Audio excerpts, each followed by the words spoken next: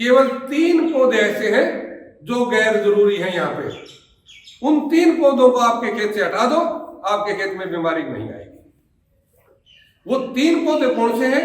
पहला, जो यहाँ का स्थानीय पौधा नहीं है, गैर क्षेत्र का, यानी काली मिर्च यहाँ पे हम लगाने की कोशिश करेंगे तो वहां यहाँ पे सूट नहीं करेगी, वो उग जाएगी, लेकिन वो सूक्ष्म जीव आएंगे उसको नष्ट कर देंगे। यानी गैर क्षेत्र का पौधा यहाँ पे गैर जरूरी है और उसको हटाना है। दूसरा, गैर सीजन का, यदि हम इस सर्दी के सीजन में बाजरा उगाना चाहें, वो उगता हुआ दिखेगा, 2-3 इंच का बढ़ जाएगा, लेकिन वो सूक्ष्म जीव आएंगे उसको नष्ट कर देंगे।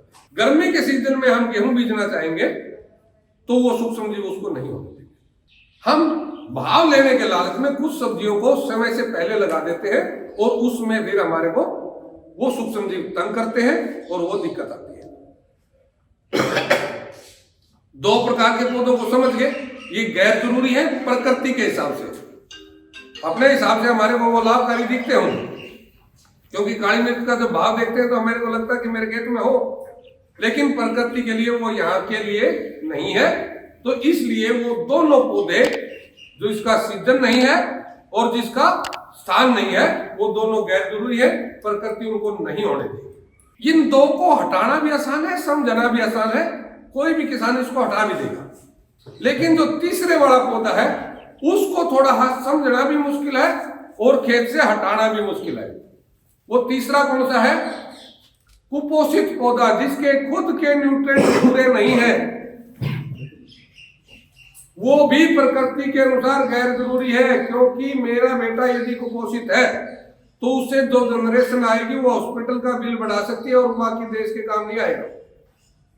न वो अगली जनरेशन पैदा कर सकता है और न ही किसी का काम कर सकता है। इसी प्रकार से पौधे के पास यदि न्यूट्रिएंटों की भिन्नता है, कमी है, तो उसका जो पैदा हुआ बीज है वो न तो आगे जनरेशन बढ़ा पाएगा, न आगे बीज के काम आ पाएगा। यदि कोई खाएगा तो उसके अंदर से न्यूट्रिएंट नहीं मिलेंगे। तो प्रकृति के अनुसार वो भी गैर जरूरी है। अब उसकी जिम्मेवारी हमारी बढ़ती है, यदि मैंने खेत के अंदर फसल लगाई है तो उस पौधे के न्यूट्रिएंट पूरे करो। लेकिन जो उर्वरक है उनका खेत में बैन है, तो उसकी खुराक मैं कहां से पूरी करूंगा? तो वो जो चौथे वाला जो मैंने खुराक वाला हिस्सा है वहां पे मैं बताऊंगा इस पौधे की खुराक कैसे पूरी होती है। तो उसके बाद आपके खेत में बीमारी नहीं आएगी।